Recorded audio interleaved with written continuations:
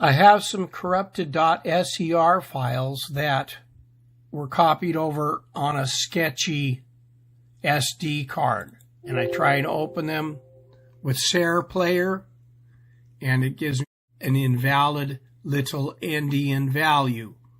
And it really doesn't matter, it just can't open it. But there's data in there because it's pretty big, but I don't know how much just by trying to open it. But I can figure it out by looking at it with a hex editor. But I want to copy the data that I can get out of here into a similar file, and these were all created with SharpCap on the same night. So I'm going to get a copy of this file that's a little bit bigger here and copy it by pressing Control-C and then going over to a temporary folder and copy it there and press Control-V. And it'll copy it, but it'll take a little bit because it's a big file.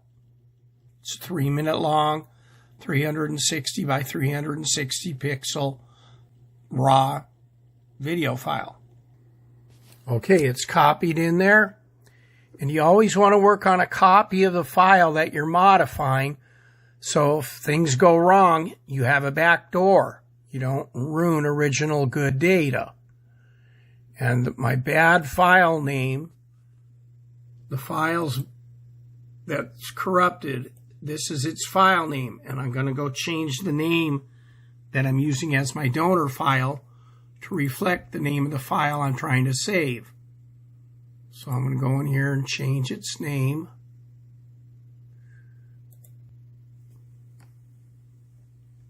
To the old name, and I'll call it Patch Over. And I'm going to open this hex editor that cost me $24, and it was worth it because it's a good hex editor. I used to have a different one. I couldn't remember what it was named. And it's called Hex Editor Neo. Opens right up, and I've already been using it, so it'll at least open one of these paths. Okay, I want to open the corrupted file, the 00_20_12. Then I want to go open the donor file.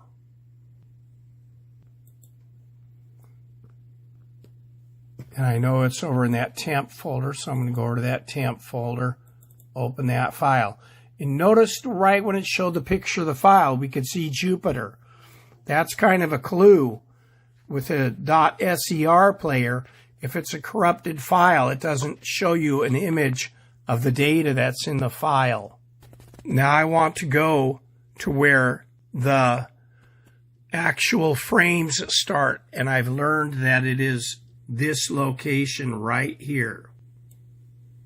And these are hexadecimal numbers which have 16 symbols, 0 through 9, and then A, B, C, D, E, F. So like you can see right in here, there's an address called 4C. And C, 9 is 9, 9 is 9, A is 10, B is 11, and C is 12. But you don't have to worry about that. It's just a lot of times the numbers are going to be A through F instead of 0 through 9 because it has to have 16 symbols. So I'm going to go to this location. Got to first erase all the zeros. So there's nothing in that window before I paste. Okay, I'm in there. And this is kind of how it always looks.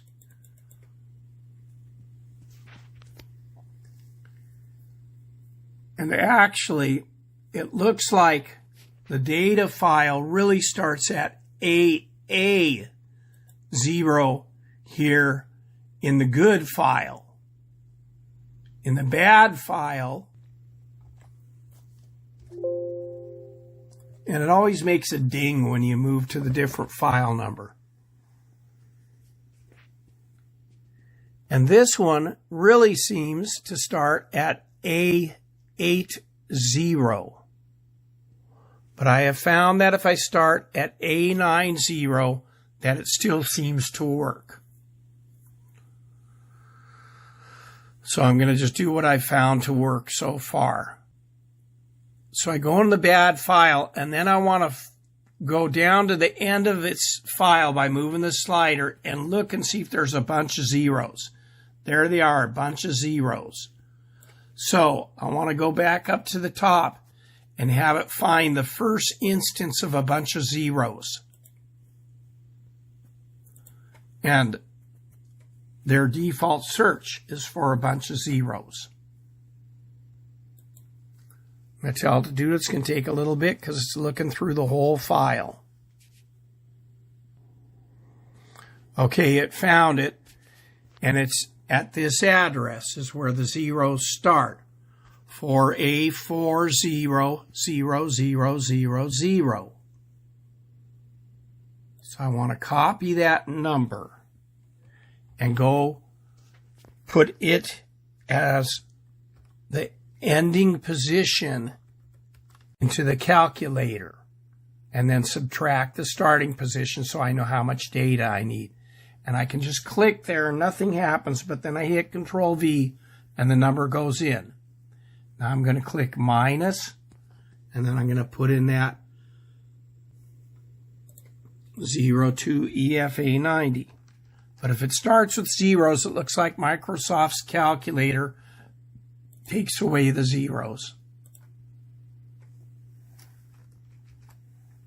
And it does, but it'll give me the difference. That's the number I need, but there's a space between the two sets of 4 hexadecimal numbers. So when I use that in the hex editor, I have to remove that space or it won't accept it. So I go back over to the hex editor. I'm in my bad file, and I want to select a range. And it's got that offset. That's not what I want. I want to start at that number down there. So I'm going to type it in. And the size of it is this number that we got from the calculator. That's the difference. But the OK is grayed out because I got to remove that space between the two sets of numbers. And once I do, it says OK. I click OK, and it turns blue all the way down to where the zeros start. So I didn't get any of the zeros, but I got those numbers, and it's going all the way up to the top of the file. So now I'm going to go Edit and copy it. Then I'm going to go over to the file I want to fix. I'm at the right location, and Edit and Paste, and it'll turn red. Now I'm going to go and save the file, and it'll take a while because it's big. Tell it to save, and it's starting to do it. We'll be back. All right. And when it gets done, it doesn't say anything, but the red has turned to black, implying that it is now part of this file. Now I go ahead and I close this Hex Editor Neo so it won't make it to where I can't delete any of the files I want to delete. Now I'm going to go to this file inside the temp folder and open it with the Sarah player. And watch how it is and make sure I don't see Jupiter jump because there's still data in the donor file. Okay, it looks, let me try it again. The beginning looked fine. Yep. So now I'm going to go all the way out towards the end. And I'm looking for the data to change, or basically some of the markings on Jupiter to slightly jump to a different point in time. And if they are, I can crop the file using the Sarah editor. And, oh, wait a minute, there it is. You can see right here, you can see that white spot in the middle of Jupiter. When I go forward, it moved right there. So this is the data that I copied in right to this point. So I can go to their tools and they're markers, and I can tell it to move to the current frame. That's the number. I only want data up to 3559. So I got to remember that number. Now I'm going to go to File, Save Frames as a SAR thing, and put in 3559. 3559. And it'll save that file by clicking Next, and it'll add these frames that I'm saving as an extension and save it in the same directory. And it doesn't overwrite my previous salvaged file. That is the data put into that donor file. And it takes a little bit, so I'll be back. And while it's doing it, there's a temporary index file that disappears, and then there's two files, and the size of my good file is smaller because I've clipped off or cropped off the frames or cut off the frames that were in the previous donor file. I open it, it looks good. I go all the way out to the end. I don't see any jumping around. It's good. So now I want to delete my donor file so I don't get confused, but a lot of times I can't because the SAR player didn't release what's called the file handle, and I want to really delete it. So I hit Shift Delete. It goes, do you want to delete? Tell it yes, and it can't be completed because it's open in SAR player. So I'm going to go look. Maybe I got a copy still open. Oh yeah, I do. So I'm going to close this and close this, tell it to try again. And that time it did it. But if it complains about something that says it's open in ComSarrogate,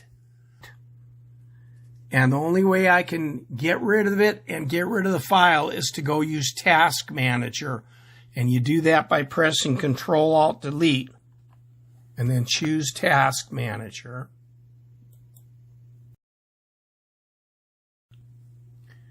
And it's this top ComSarrogate. Right click on it, and task. Then I can come back over here and delete that file. Shift Delete. So now I'm going to try to move this file back to my original folder.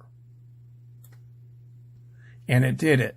Then I go click on Name to get it to sort where it is. And this is where I bought the Hex Editor Neo. This hhdsoftware.com Hex Editor thing. It's $25. Paid it with PayPal. Instant download the license. Done. Thank you. Good luck.